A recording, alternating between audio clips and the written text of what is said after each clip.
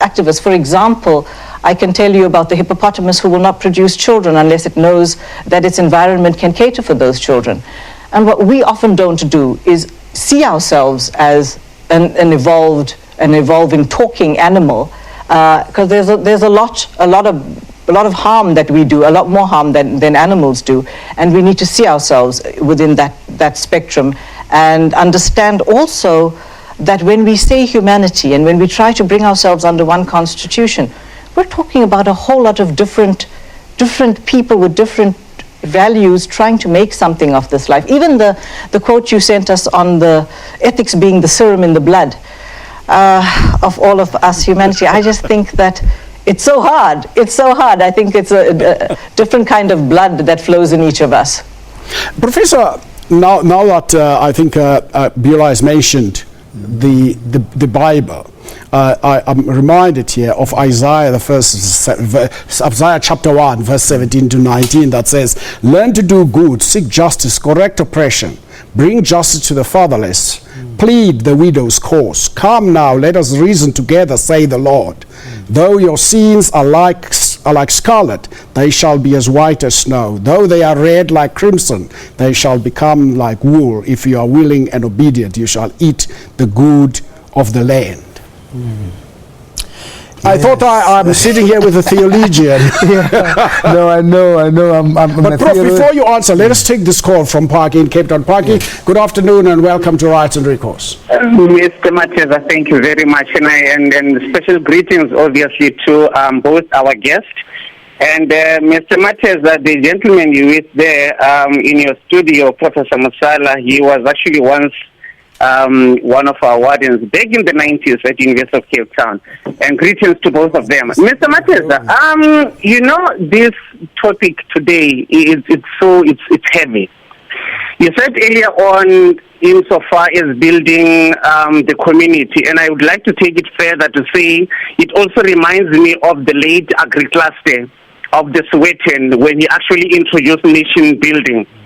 Ethics, I would, however, like to ask our panelists to assist us how to uphold ethics in the dispute resolution interventions, in particular seeking solutions to the challenges facing South Africa today. Not forgetting, in closure, Mr. Mateza, that I want to believe that there will always be, in fact, there are ethics in business, politics, churches, schools, even including institutions of higher learning. But the question is, perhaps our panelists assist us how to uphold these ethics, whatever format they actually take in the dispute resolution interventions insofar as South Africa's challenges are concerned. Bob Mateza, thank you very much for taking my call. I'll listen on the TV. Thank you. Professor, you can take both those questions, mine and Parky's question, and I'll ask Beulah to do the same. Yes, Parky, Beulah mentioned right at the beginning the issue of values. In dispute resolution, nothing is more important than beginning with affirming the other. If you don't start by affirming the other as a human being, as a dignified person, as worth everything, you're not going to resolve any dispute. And the parties that are in conflict about any matter must begin on the fundamental principle of the value of the other. And this is the good thing about ethics.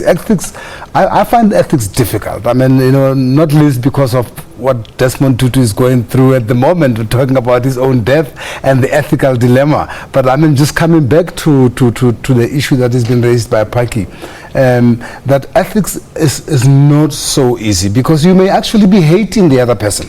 You may not be like you have to resolve a strife between you and somebody you completely dislike or distrust. And this is again where Nelson Mandela comes in. I was president of AZAPO at the time when Nelson Mandela came out of prison, and we were discussing negotiations at the time. The fundamental differences between me and Mandela at the time was that he had already risen to a level where he could affirm de Klerk. I couldn't. I couldn't affirm the cleric, and that's why Azapo did not negotiate in those elections. You know, the elections. And from an ethical point of view, it's a difficult ethical matter. And that's not to say I believe that the cleric was not a human being, but I couldn't affirm him with everything that he intended to do. But going back to the issue of the biblical issues on this matter, the Bible is an incredible book. I mean, on one part of the Bible, there are things that are totally unethical. You know, you get the Jews coming into Palestine and mowing down and killing the Palestinians and doing it in the name of God. You know, the Pharisees come, the story that we were talking about informally before we started. The Pharisees, the story of the woman who was said to have been in adultery, yeah, and they are ready to stone her to death. You know, now those stories come from the Bible, and the Bible, as a Christian for myself, the Bible is the basis of my ethical behavior. Now, how do I believe the Bible on that part, and which I disagree with, and at the same time believe the Bible on the part that you have called, that raises a very fundamental issue, the issue of justice, the issue of affirmation, and particularly the purpose of those issues is to live well in the land. Now, one of the reasons why our country is not yet where it should be is because we have not resolved the fundamental ethical issue of the theft of the land by white people from black people. Well, come to that. If you'd like to join us in today's discussion, you can call us on 011 714 5497 or 5498. Alternatively, you can email your thoughts to Rights and Recourse. You can tweet us at Rights and Recourse. Here on Rights and Recourse. Stay with us.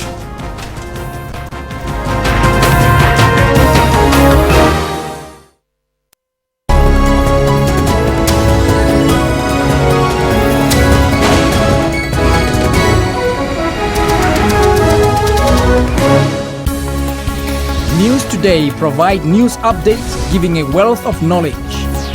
Breaking stories and crossing live for you. We follow business developments intensely. Experts and analysts tackle all challenging issues for you. We cover stories locally and abroad to keep you informed. We cover all sporting codes just for you. We are sure to give you weather to be ready for the day. Stay tuned to News Today at 3 p.m. from Monday to Friday on SABC News.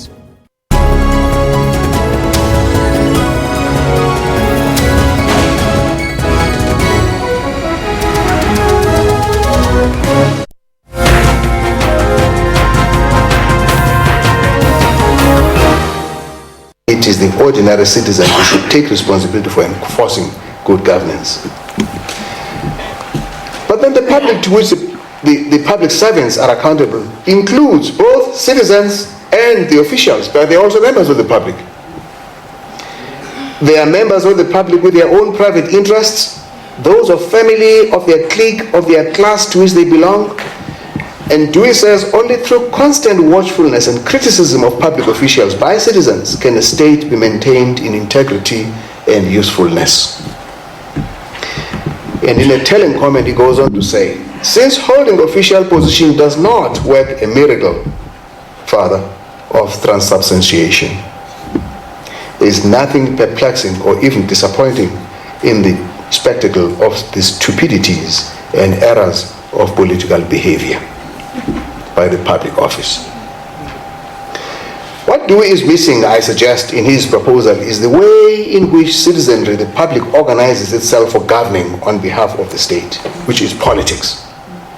And therefore, the culture of political affiliation and its competition in the mind of the public servant with the interests of the public as a whole. In other words, the public representative sitting with a competition between their political interests and the interests of the public that they serve. And so that you have the official having personal interests that lie between family and group interests and how the political party sustains that on the one hand, and the public interests on the other hand. So the public interest gets subordinated to private interests, whether they are personal interests or party interests. The primacy of private interests becomes a problem, whether these private interests are family, ethnic, which happens a lot in many African countries, economic, where you bully the poor, or party interests. You've heard it said by the president in this republic that the ANC is more important than South Africa. It's actually, the party is more important than the public. Now, I lived and worked in Zimbabwe, and my office was across the road from the headquarters of ZANU-PF. You know what? There are 2 government departments that are actually tenants at ZANU-PF headquarters. Imagine government departments at the house. This is where the party takes, remember that the party serves special interests, not the whole public. So this is what I think Dewey is missing. Now, for the public interest to dominate in the moral praxis of the public representatives, she requires what has been called in the literature moral courage. A built-in self-regulation driven by personal values, traits and virtues that support a decision to act with moral courage in the face of wrongdoing. Now, Barbara Hammond suggests that it comes from moral literacy. There's some kind of you need to know, you need to have the capacity to, numeric literacy, how to count. You need to have literacy for everything. This is now moral literacy. Do you have the capacity for making moral decisions? Well, Bishop Malusi Mpumulwana, the Secretary General, I always have to think, because he tells me I can't say he's a General Secretary or Secretary General. I'm going to start with General. General Secretary of the SACC, talking there at the ethics conference that you organize as MISTRA. But the question I want to know, taking from what Bishop Mpumulwana said, probably I should start with Beulah. We do not have a culture in South Africa of accepting ethical responsibility. In other words, falling on your sword once you have breached some ethical line, especially if it brings whatever institution you represent into disrepute. Why?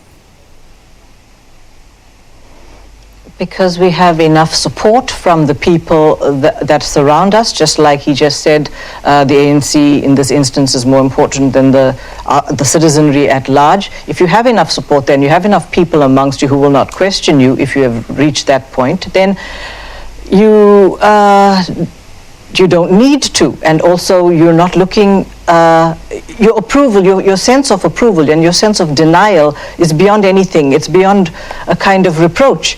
And that's what we suspected would happen a long time ago when we looked at the Dinakang scenarios, and now we're walking apart, and it's very difficult to hold people to account that way. We're the human animal, and we can go into denial about some of the things we do, because we also live in the past around some of the good things that we once were about. And so and also with the hammering that people get from the media, they sometimes develop a very thick skin around this, and people hang on to power. So these are quite simple things to understand.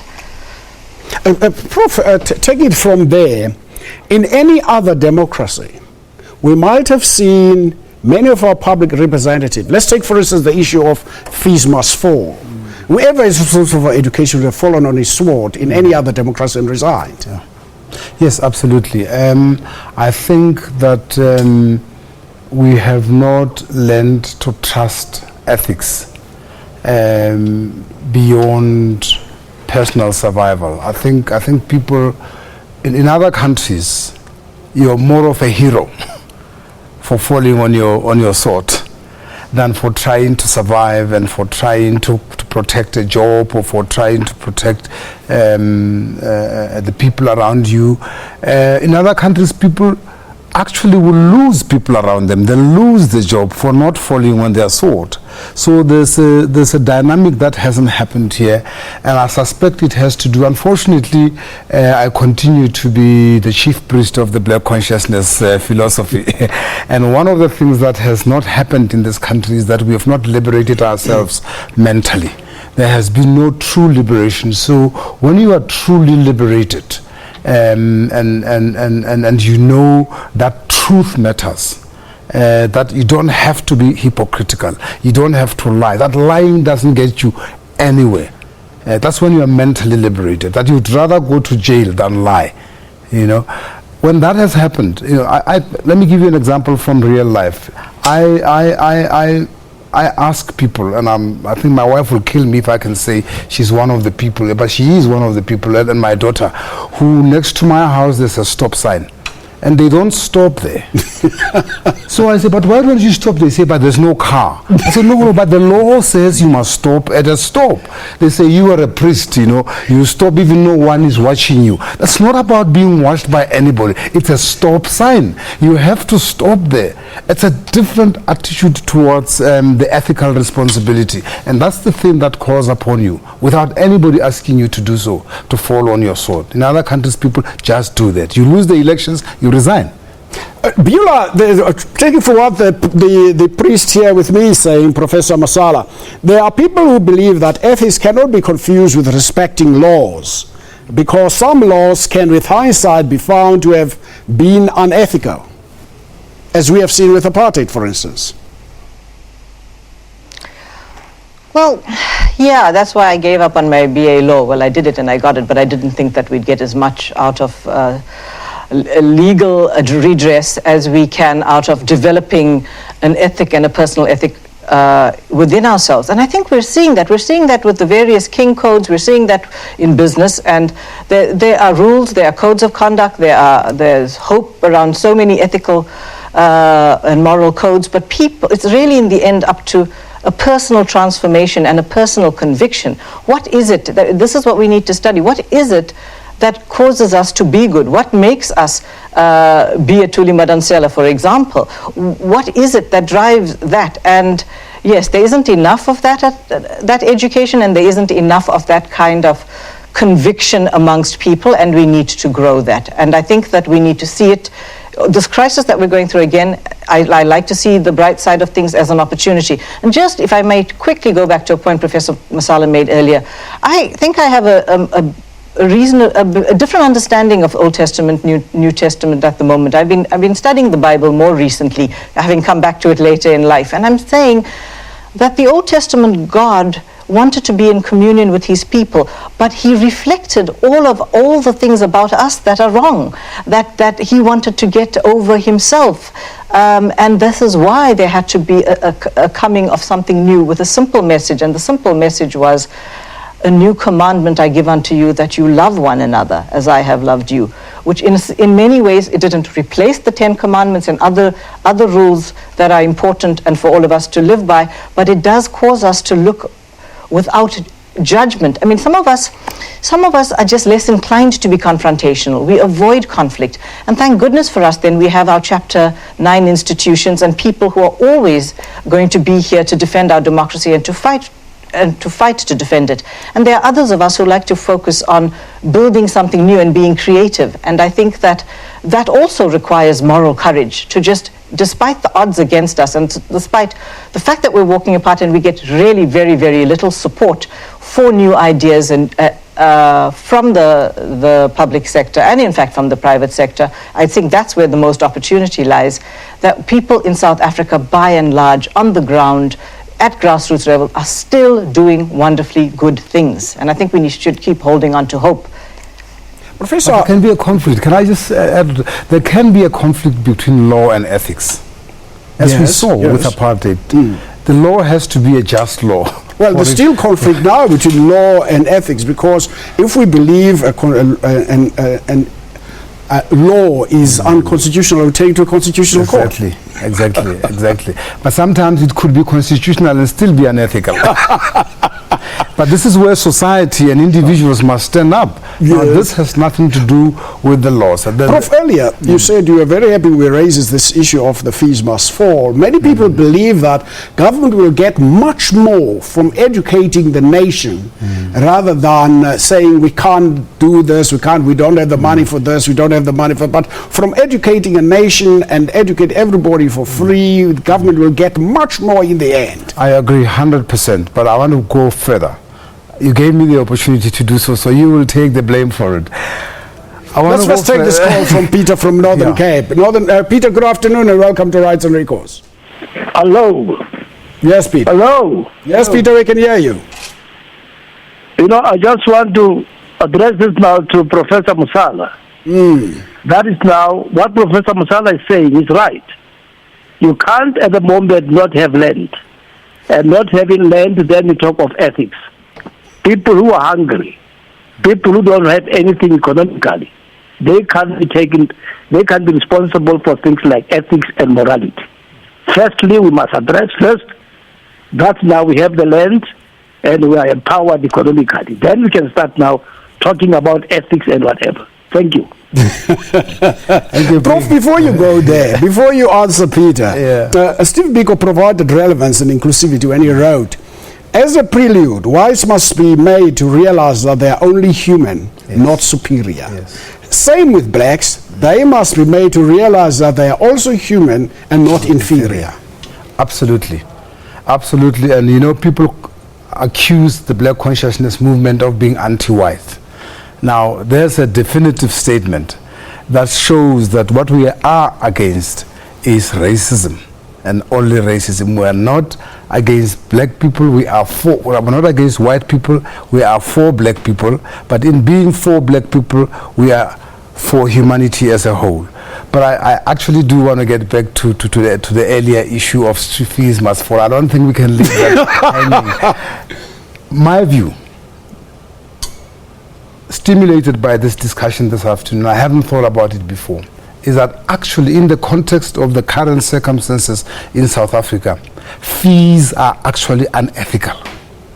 And so not only because people can't afford them, but it is unethical to demand that the sons and daughters of this great country that is just evolving, that is just trying to build the best democracy that the world might actually see still, that we are keeping them out of that education on the basis of money and finances. So fees are unethical. You remind me of a quote from Frantz Fanon made in Tunis in 1961, where he says, the party, instead of welcoming the expression of popular discontentment, instead of taking for its fundamental purpose the free flow of ideas from the people up to the government, forms a screen and forbids such ideas. Do you have a comment on that, Biola? Well, yes, in fact, I do. I think that my paper at the MISTRA conference was about capitalism falling and crumbling, and I'm hoping that in its worst forms it certainly is.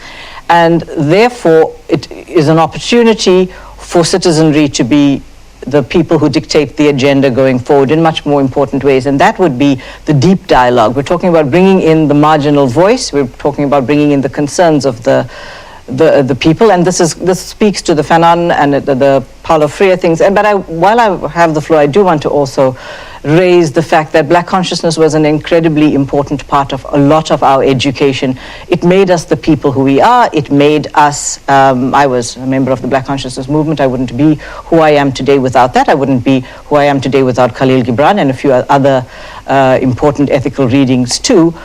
But I am saying that even at this time, it was incomplete. They murdered the leader of the black consciousness movement. That's what happened, and it was an incomplete job that was therefore done. And we're seeing the ill effects of that right now. And also, I mean, you're raising religious dogma, which is really important, because I think the Rainbow Nation is a very religious nation. I think that in many ways, our passivity, our unwillingness to be violent is what saved us from a bloody revolution, which everybody anticipated. And yet, it's like an oozing wound now, because certain things needed to have been done which have not been done. And so we're in many ways not a country. We're a mining town. We're a place that has been exploited for our resources, and we need to build up this nation. And quite how we do it, it's going to take a long time, but we need to start talking about the things that are on our mind in very, very respectful and respected spaces, so that people also, because leadership feels threatened, I'm sure, right now. And like Professor Masala said at the very beginning, we want to recognize the other. We don't want to constantly be only criticizing or putting people down. We want to recognize the people have all contributed, but it's time for us to contribute maybe in a different way, in a more sensitive way, in a more caring way, and not to allow leadership to get away with corruption and all kinds of other unethical activity, and to think about and put our citizens first. And for that to start happening, we need to be talking deeply as a nation. Quickly, Prof. People say free education is not affordable. As things stand right now, it's not, I think. But if we were to tackle corruption, patronage, illegal capital outflows, wasteful spending by government, reduce the bloated cabinet, get rid of some of the deputy ministers, and get rid. For instance, I read this morning that South Africa is likely to lose the hosting of the Commonwealth Games, which have lost their colour, in fact, in my view, and they are going to cost us in the region of 10 billion rand. Can we afford that? No, we can't. We can't. I absolutely agree. First of all, it isn't true that we cannot afford free education. I think that our allocation of resources is unethical. It is wrong. It is not properly planned. I think that we need to do something about the way we plan, think, and do things, because the future is constitutional. The future is legal. The future is ethical. The future is possible only in a liberated land, and we need to get back together again as South Africans and try to strive for that future. Well, if you'd like to join us again, we'll be happy if you can join us on 011 714 5497 or 5498. Stay with us.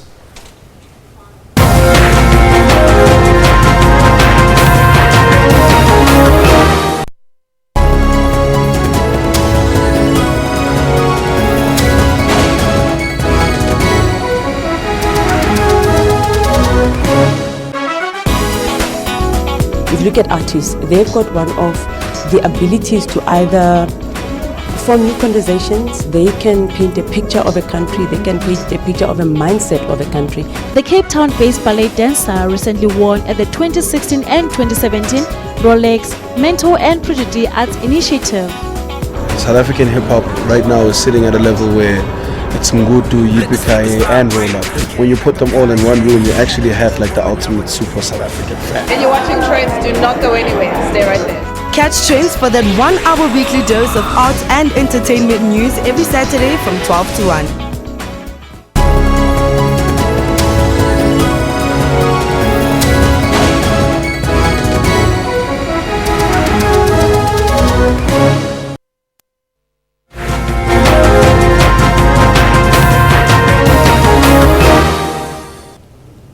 If the transformation project is failing, then it so happens that the state becomes the center of material benefit. So everyone will look to the state. And if the party is not ethical itself, the governing party, the dominant party is not ethical, and the public service from which that derives its position from that fusion of party and state is also unethical, then it goes without saying that any interaction between the state and society will invariably take on an unethical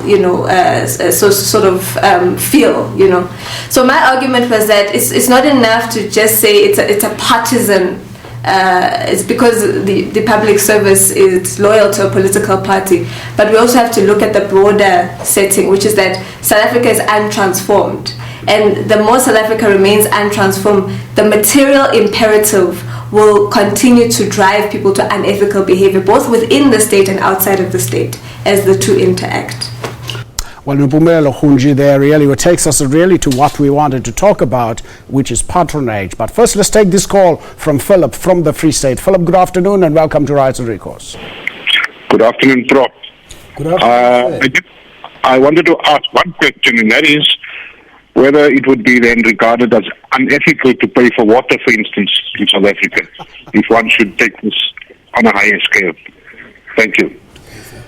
Pay for water. That's what the Philip is saying. He says it would be unethical to pay for water because probably he's taking a cue from you. Said unethical to pay for university education. No, I actually think so too. I think remember I said in the current circumstances of the South African nation, where the inequalities are where they are, where the unemployment rate is where it is, where 22 years of wastage has happened.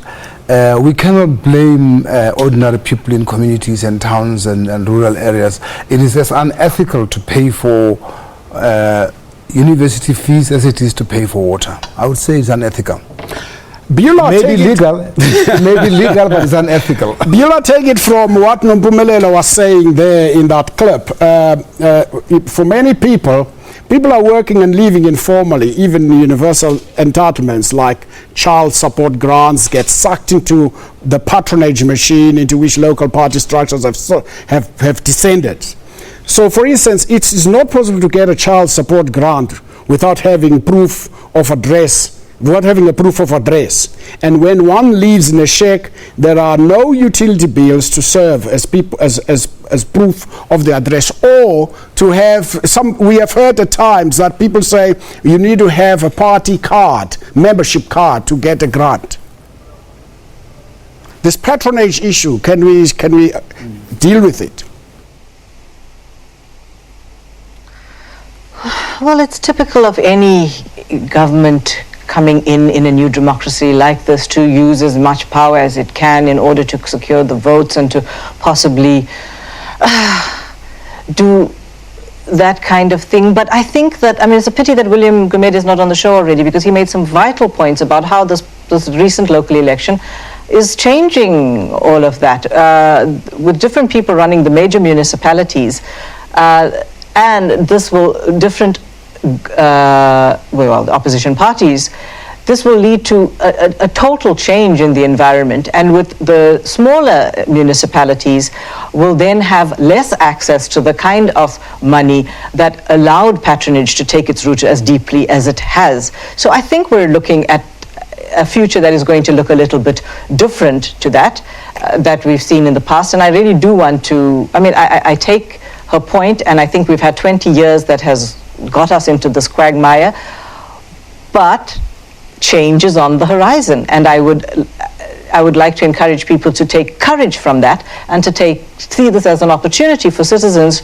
to do more and to take more ownership of this country, as the Bishop has asked us to. As much as it seems discouraging and it seems like we've reached this moral impasse or whatever it is just the leadership, and we cannot be taken down by this at this point in time. So I feel that in all of these crises there is hope for us to pull up our socks and do better and be better virtuous agents and ethical agents in this country, and there's plenty of ideas and opportunities on how to do that. Is it right? Is it equally? Is it right in a country as unequal as South Africa? Is it ethical to flaunt our wealth, especially if it is from ill-gotten gains? But I want to put into that also the issue of a company, a chain store, that announced during the week that it had paid its chief executive or its managing director 100 million rand this year alone. It takes us right back to the question of the relationship between legality and ethics. You see, as far as that Prof, before hold that thought, let's take this call from Paul from KZN. Paul, good afternoon and welcome to Rights and Recourse. Hi. I've got a few questions. The first question would be, what about the rights of those students who want to go back to lectures? Why don't we focus on their rights to receive what they contracted with the university for, an education during the year? So those who want to go back, who are being barred from going back, what about their rights? And if we talk about recourse, what about the recourse of those students who are very unhappy with those who are currently leading this country? Where did they do to stand up properly for those rights when we had the municipal elections? They had an opportunity to bring about fundamental change of leadership.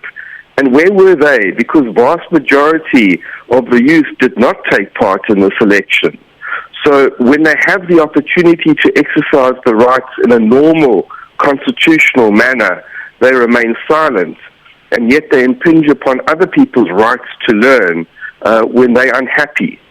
And if you look at a country as ours, surely tertiary education is the lowest of the needs and requirements of people to be fulfilled for free. Surely it's eating, surely it's housing, surely it's education is much lower down that wigwam. And maybe if it is education, maybe it's primary education and not tertiary education, which is always a luxury in any form of economy. Thank you very much, Paul. Paul brought us to an idea. I don't know, Prof, whether this is going to change your thought process, because I wanted to give this, what Paul was saying, to Beulah, so that you can continue on the trajectory on which you were, because I want to add something to what Paul was saying. There is a passionate plea that was made by Professor Adam Habib during the week in one of the interviews I saw, where he lamented the fact that even though schools have been, universities have been built, have been burnt, libraries have been burnt, all sorts of things have been burned, cars belonging to universities have been built. No one has been arrested and taken to court. Can we live with that impunity?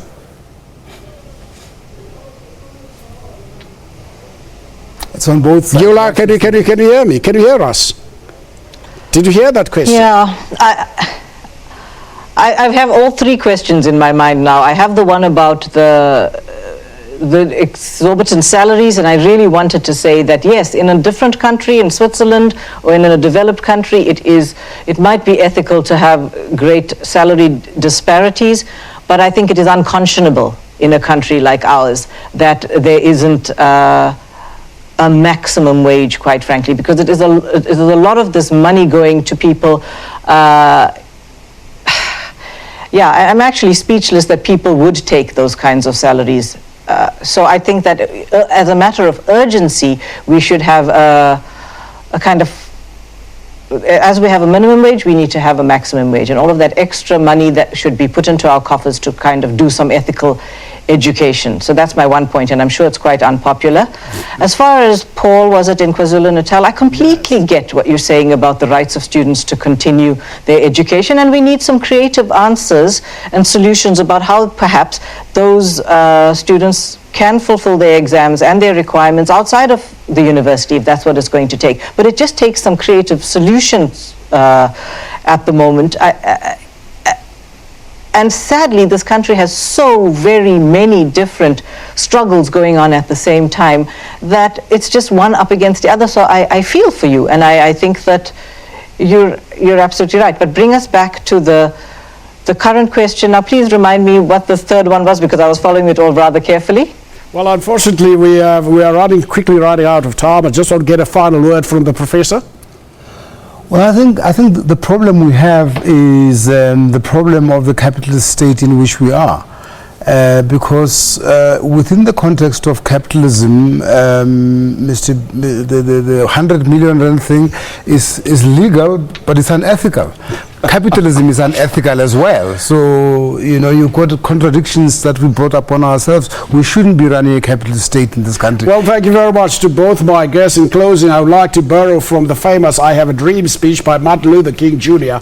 as he said, and I quote, "In a sense, we've come to our nation's capital to cash a check."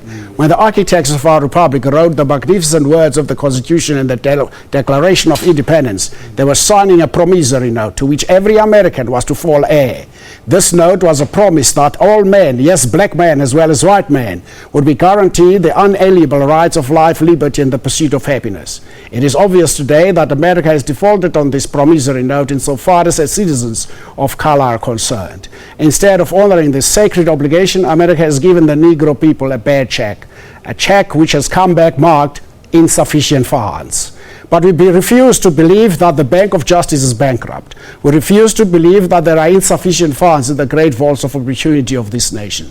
So we've come to cash this check, a check that will give us upon demand the riches of freedom and the security of justice. The views expressed on this show do not necessarily reflect those of the SABC nor those of Rights and Recourse. This program is repeated at 5 on Wednesday morning. From all of us here in the studio, good afternoon.